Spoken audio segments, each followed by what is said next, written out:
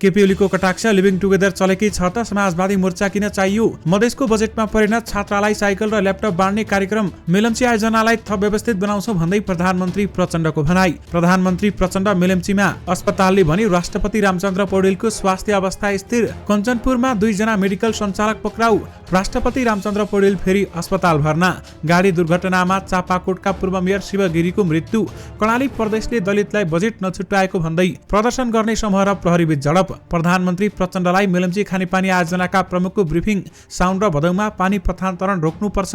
विद्यालयमा नियमित कक्षा सञ्चालनमा बाधा पुर्याए कारबाही हुन्छ भन्दै काठमाडौँ महानगरपालिकाका मेयर बालेन शाहले भने। नयाँ बस पार्कमा थपियो 56 टिकट काउन्टर। मेलम्चीको बाँध क्षेत्र पुग्ने सडक 12 महिना सञ्चालन हुने गरी निर्माणको पहल गर्छु भन्दै प्रधानमन्त्री प्रचण्डले भने। स्थल मार्गबाट सिन्धुपाल्चोक पुगेका प्रधानमन्त्री प्रचण्ड हेलिकप्टरमा फर्के। पूर्वी र मध्य भूभागमा मनसुनको प्रभाव। आजै प्रदेशमा वर्षाको सम्भावना। मानव बेचबिखनको जोखिम। जेठमा मात्रै प्रहरीले फर्काए विमानस्थलबाट 988 जनालाई। 5 महिनामा 34,74,000 गरे हवाई यात्रा। सामुदायिक विद्यालय बन्द गरी शिक्षकदेखि कर्मचारीसम्मलाई कारबाही गर्ने मेयर बालेन शाहको चेतावनी। विजय लामाको यात्रा। पाइलट कलाकारितापछि अब राजनीतिमा। नेपालमा किन बढ्दैछ विदेशी चलखेल, यसबारे फेरि जानकारी। 58 वर्षको मेरो राजनीतिमा मैले कुनै कुरा झुटो बोलेको छैन भन्दै नेकपा एमालेका अध्यक्ष केपी ओलीको भनाई। कंग्रेसका 2-4 जना बाहेक अरू एमाले हुन सक्छन् भन्दै नेकपा एमालेका अध्यक्ष केपी ओलीको धारणा। अन्य न्यायालयमा विकृति मौलायो भन्ने खालका समाचार लेख्नु पर्दैन भन्दै प्रधान न्यायाधीश कार्कीले भने। माओवादीले मलाई सुनै सुन बनाइदिए भन्दै केपी ओलीको भनाई। सहकारी विकास मन्त्रीद्वारा फोहोर पानीको प्रशोधन प्लान्टको अनुगमन। आदिपुरुष ढिलो प्रदर्शन हुँदा सिनेमा हलमा तोडफोड। राजु मास्टर र बल्छी ध्रुवे पक्राउ प्रकरण। अब के हुन्छ चर्चित सिरियल जुठेर हल्का रमाइलो, यसबारे महत्त्वपूर्ण जानकारी। नेपालीहरूलाई विदेश पठाएर लास ल्याउने राष्ट्रवादको अन्त्य हुनुपर्छ भन्दै मन्त्री किराँतीले भने। मेलम्चीको मुहानबाट याङ्ग्री र लार्कीको पानी ल्याउने प्रधानमन्त्रीको बाचा। अभाव र डिप्रेसनसँग लडेर चम्केकी दिपाश्री भन्छिन्, मेरो जीवन फिल्मले दिएको हो, म घुस खाएर देश र जनतालाई धोका दिन्न भन्दै पर्यटन मन्त्री किराँतीले भने।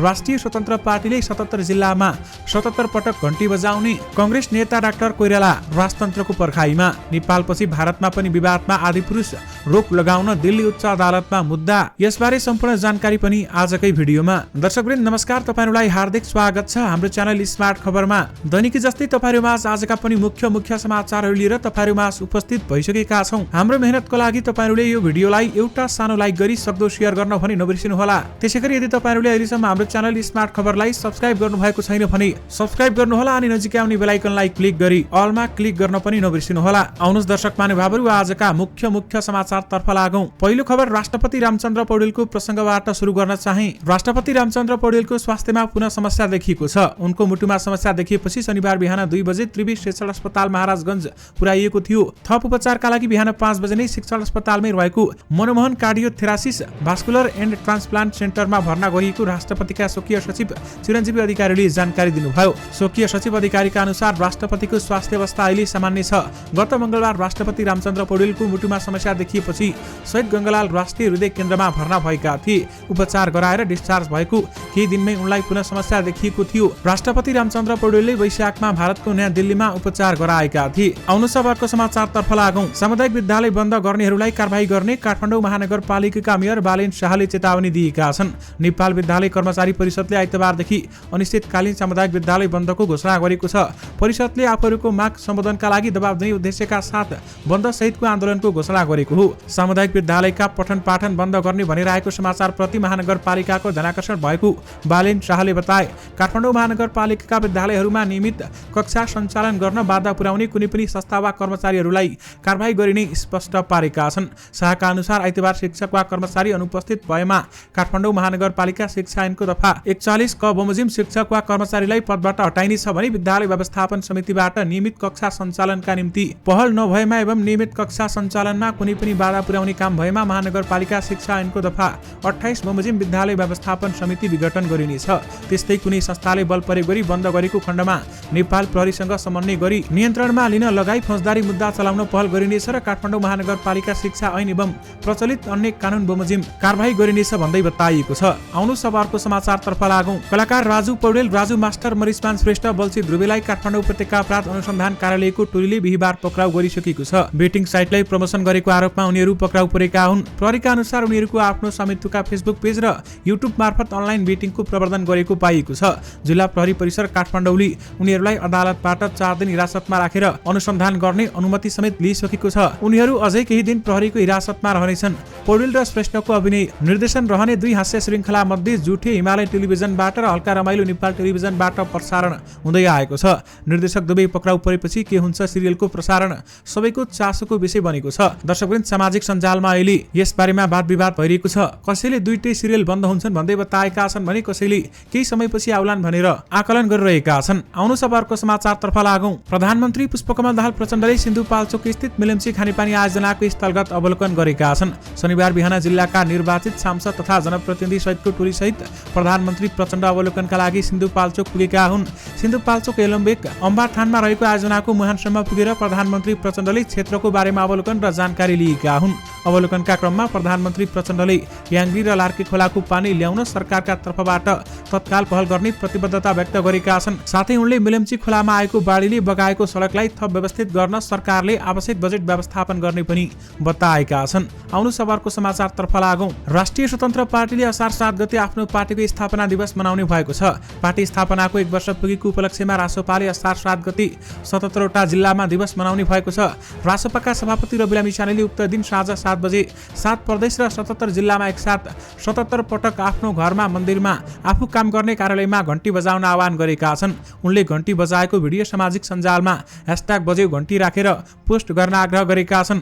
#बज्यो घण्टी, #अब 2/3 राखेर पोस्ट गर्नुहुन म हार्दिक अनुरोध गर्दछु भन्दै उनले भनेका छन्। गत वर्ष 7 असारमा रासोपा गठन भएको थियो। 2079 मङ्सिर 4 गते भएको प्रतिनिधि सभा निर्वाचनमा रासोपाले प्रत्यक्ष र समानुपातिक गरी 20 सिट जितेको थियो। 2080 मा भएको उपचुनावमा पनि सिट थपेसँगै उनको सिट संख्या 21 पुगेको छ। आउनु सभाको समाचारतर्फ लागौं। हिन्दी चलचित्र आदिपुरुष रिलिज हुनुअघि विवादमा परे पनि अहिले रिलिजपछि झनै विवादमा परेको छ। फिल्ममा रामायणको कथा र संवादको स्तरसँग छेडछाड गरेर दर्शकको भावनामा चोट पुर्याएको भन्दै हिन्दू सेनाले आदिपुरुष विरुद्ध दिल्ली उच्च अदालतमा रिट दायर गरेको छ। रिटमा हिन्दू सेनाले आदिपुरुषको सार्वजनिक प्रदर्शनमा प्रतिबन्ध लगाउन माग गरेको छ। हिन्दू सेनाका राष्ट्रिय अध्यक्ष विष्णु गुप्ताले आदिपुरुष विरुद्ध दिल्ली उच्च अदालतमा रिट दायर गरेको बताएका छन्। यसअघि यो चलचित्रले नेपालमा पनि विवाद ल्याएको थियो। आउनु सभाको समाचारतर्फ लागौं। नेकपा एमालेका अध्यक्ष केपी शर्मा ओलीले नेकपा माओवादी केन्द्र, एकीकृत समाजवादी सहित दल सम्मिलित समाजवादी मोर्चाको कुनै औचित्य नभएको बताएका छन्। आज आयोजित पार्टी प्रवेश कार्यक्रममा उनले सँगसँगै रहेका दलहरूले समाजवादी मोर्चा बनाइरहनुको अर्थ नहुने बताएका हुन्। समाजवादी मोर्चा बनाएर के हुन्छ, किन बनाउने, त्यो तिनै चिनेका मान्छे हो, सँगै हिँडेका छन्। मोर्चा भने पनि नभने पनि लिभिङ टुगेदर चलेकै छ, के मोर्चा के नमोर्चा, ओलीले प्रश्न गरे। उनले यस्ता मोर्चाको आश वास्ता गरिरहनु पर्दैन भन्दै 2084 सालको आम चुनावबाट एमालेलाई बलियो राष्ट्रिय शक्ति बनाउने मिसनमा लाग्न कार्यकर्ताहरूलाई आग्रह गरेका छन्। आउनु सभाको समाचारतर्फ लागौं। मुटुमा समस्या देखिएपछि उपचाररत राष्ट्रपति रामचन्द्र पौडेलको स्वास्थ्य अवस्था स्थिर भएको अस्पतालले जनाएको छ। महाराजगञ्ज स्थित मनमोहन कार्डियो थेरापिक भास्कुलर तथा ट्रान्सप्लान्ट सेन्टरले विज्ञप्ति जारी गर्दै राष्ट्रपति रामचन्द्र पौडेलको स्वास्थ्य अवस्था स्थिर रहेको जानकारी दिएको छ। सेन्टरका कार्यकारी निर्देशक प्राध्यापक डाक्टर मणि गजुरेलले जारी गरेको विज्ञप्तिमा राष्ट्रपतिको मुटुको चाल मोनिटरिङ गर्न आवश्यक देखिएकाले आज बिहान अस्पताल भर्ना गरिएको हो। स्वकीय सचिव अधिकारीका अनुसार राष्ट्रपतिको स्वास्थ्य अवस्था सामान्य छ भन्दै बताइएको छ। आउनु सभाको समाचारतर्फ लागौं। गाडी दुर्घटनामा परि स्याङ्जाको चापाकोट नगरपालिकाका पूर्व मेयर शिव गिरीको निधन भएको छ। शुक्रबार राति 15/1709 नम्बरको स्कर्पियो अनियन्त्रित भई दुर्घटना हुँदा गिरीको मृत्यु भएको जिल्ला प्रहरी कार्यालय स्याङ्जाका प्रवक्ता रविन्द्र खनालले जानकारी दिनुभयो। चापाकोट 4 दार्सिङ बस्ने 60 वर्षीय गिरीलाई जिल्ला अस्पताल स्याङ्जाले राति 11:40 मा मृत घोषणा गरेको प्रहरीले जनाएको छ। आउनु सभाको समाचारतर्फ लागौं। प्रधानमन्त्री पुष्पकमल दाहाल प्रचण्डले आज मिलम्ची खानेपानी आयोजनाको निरीक्षण गरेका छन्। बिहान स्थलमार्ग हुँदै आयोजनाको बाँध क्षेत्र अम्बाथान पुगेका प्रधानमन्त्रीले बाढीले परियोजनामा पुर्याएको क्षेत्रीय निर्माण बारेमा जानकारी लिएका छन्।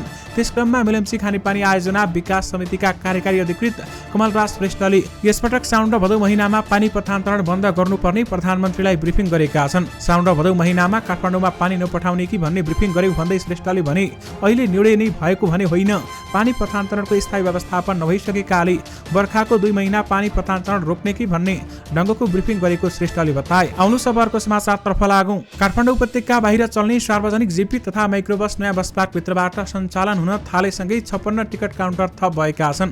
काठमाडौँ महानगरपालिकाले काठमाडौँको सार्वजनिक सवारी साधनलाई व्यवस्थित बनाउनका लागि असार 1 गतेदेखि नयाँ बस पार्कभित्रबाट लामो, मध्यम तथा छोटो दूरीका सवारी साधन सञ्चालनका लागि 56 टिकट काउन्टर थपिएको हो। यसअघि काठमाडौँभित्रको बल्खु, कलङ्की, बालाजु, माछापोखरी, गङ्गबु, कोटेश्वर लगायतका क्षेत्रमा काउन्टर राखेर सञ्चालन हुँदै आएका माइक्रोबस नयाँ बस पार्कभित्रबाट सञ्चालन हुन थालेपछि त्यही टिकट काउन्टर थपिएको हो। काठमाडौँ महानगरपालिकाले शुक्रबार बिहानैदेखि चक्रपथ क्षेत्रमा अव्यवस्थित रूपमा सञ्चालन भएका टिकट काउन्टर समेत हटाएको थियो। काठमाडौँ महानगरपालिकाका प्रहरी प्रमुख राजुनाथ पाण्डेले गङ्गबु, कलङ्की, चाबहिल क्षेत्रमा अव्यवस्थित तार राखिएका टिकट काउन्टर हटाएको जानकारी समेत दिएका छन्। आउनु सबरको समाचारतर्फ लागौं। हाल देशको पूर्वी तथा मध्य भूभागमा मनसुनी प्रणालीको प्रभाव छ। जल तथा मौसम विज्ञान विभाग मौसम पूर्वानुमान महाशाखाका अनुसार बाँकी भूभागमा स्थानीय वायु र पश्चिमी वायुको आंशिक प्रभाव छ। आज बिहान सुदूरपश्चिम प्रदेश लगायतका केही देशका पहाडी भूभागमा आंशिकदेखि सामान्य बदली रही बाँकी भूभागमा मौसम सामान्यतया सफा रहेको थियो। दिउँसो कोशी प्रदेश लगायतका धेरै पहाडी भूभागमा आंशिकदेखि सामान्य बदली रही बाँकी भूभागमा आंशिक बदलीदेखि मौसम सामान्यतया सफा रहेको थियो भने त्यसैगरी आज राति महाशाखाका अनुसार कोशी, बागमती र गण्डकी प्रदेशका केही स्थानहरूमा तथा मध्य प्रदेश सहित बाँकी पहाडी भूभागका थोरै स्थानहरूमा मेघगर्जन, चट्याङ सहित हल्कादेखि मध्यम वर्षाको सम्भावना छ। कोशी प्रदेशको 1-2 स्थानमा भारी वर्षाको समेत सम्भावना रहेको महाशाखाले जानकारी दिएको छ। आउनु सबरको समाचारतर्फ लागौं। मानव बेचबिखनको जोखिममा पर्न सक्ने भन्दै प्रहरीले 1 महिनामा 988 जनालाई त्रिभुवन अन्तर्राष्ट्रिय विमानस्थलबाट घर फर्काएको छ। नेपाल प्रहरीको मानव बेचबिखन अनुसन्धान ब्युरोले जेठमा मात्रै 988 जनालाई विमानस्थलबाट फर्काएको एसएसपी जीवन कुमार श्रेष्ठले जानकारी दिनुभयो। भ्रमण भिसा वा नक्कली श्रम स्वीकृति बनाएर वैदेशिक रोजगारीमा जान लागेकाहरूलाई मानव बेचबिखनको जोखिममा पर्न सक्ने भन्दै प्रहरीले उनीहरूलाई फर्काएको हो। एसएसपी श्रेष्ठका अनुसार उनीहरूलाई परामर्श दिएर फर्काइएको हो। आउनु सबरको समाचारतर्फ लागौं। नेकपा माओवादी केन्द्रका अध्यक्ष एवं प्रधानमन्त्री पुष्पकमल दाहाल प्रचण्ड भारत भ्रमणको अन्तिम तयारी गरिरहँदा चिनिया कम्युनिस्ट पार्टीका सिचुवान प्रान्तका सचिव वाङ सियाओही सहित 14 जनाको टोली नेपाल आइपुग्यो। जेठ 17 गते भारत भ्रमणमा जाने तयारीमा रहेका प्रधानमन्त्री प्रचण्डलाई चिनिया टोलीले बालुवाटारमै गएर भेट्यो। केही दिन चिनिया टोली माओवादीको हेडक्वार्टर पेरिस डाँडामा गएर माओवादी केन्द्रका नेताहरूसँग पनि भेट गर्यो। त्यसैगरी विभिन्न देशका नेताहरूले आएर भेट्ने गरेका छन् भने नेपालका नेताहरू पनि बाहिर गएर विभिन्न नेताहरूलाई भेट्ने गरेका छन्। नेपालमा विदेशी चलखेल बढ्न थालेको बताइएको छ। आउनु सबरको समाचारतर्फ लागौं। नेकपा एमालेका अध्यक्ष केपी शर्मा ओलीले आफ्नो 56 वर्षको राजनैतिक जीवनमा कुनै पनि कुरा झुटो नबोलेको दावी गरेका छन्। आज काठमाडौँमा आयोजित पार्टी प्रवेश कार्यक्रममा बोल्दै अध्यक्ष ओलीले विपक्षीहरूमाथि एमालेले लगाएको आरोप पनि सही आरोप पत्र रहेको दावी गरेका छन्। एमालेले सही आरोप लगाउँदा विपक्षीहरूलाई भने रिस उठ्ने गरेको उनले सुनाएका छन्। आउनु सबरको समाचारतर्फ लागौं। अभिनेता प्रवासी स्टारर फिल्म आदिपुरुष शुक्रबारबाट विश्वव्यापी रिलिज भएको छ। कृति सेनन, सैफ अली खान र सनी सिंहको समेत प्रमुख भूमिका रहेको फिल्म रिलिजसँगै विवाद र चर्चामा तानिएको छ। भारतका केही स्थानमा भने फिल्म हेर्न गएका दर्शकले थिएटर तोडफोड गरेका छन्। तेलंगाना राज्यमा यस्तै घटना भएको छ। फिल्म हेर्न गएका दर्शकले फिल्म ढिलो रिलिज गरेको भन्दै त्यहाँ हल तोडफोड गरेका छन्। दर्शकले तेलंगानाको सांगारेड्डी शहरमा रहेको ज्योति सिनेमा तोडफोड गरेका हुन्। तोडफोड गर्दै गरेको भिडियो सामाजिक सञ्जालमा भाइरल भएको छ। आउनु सबरको समाचारतर्फ लागौं। संस्कृति, पर्यटन तथा नागरिक उड्डयन मन्त्री सुदन किराँतीले राष्ट्रवादको परिभाषा फेर्नुपर्ने बताएका छन्। नेपाल पत्रकार महासंघ ललितपुर महाशाखाले प्रकाशन गरेको ललितपुर पत्रकारिता विमोचन क्रममा शनिबार मन्त्री किराँतीले हामी देशलाई कंगाल बनाउने सामन्ती राष्ट्रवाद रहेको टिप्पणी गरेका छन्। हामी सामन्ती राष्ट्रवादमा छौं, देशलाई कंगाल बनाउने राष्ट्रवाद। उनले भने नेपालीलाई विदेश पठाएर लास ल्याउने राष्ट्रवादको अन्त्य हुनुपर्छ।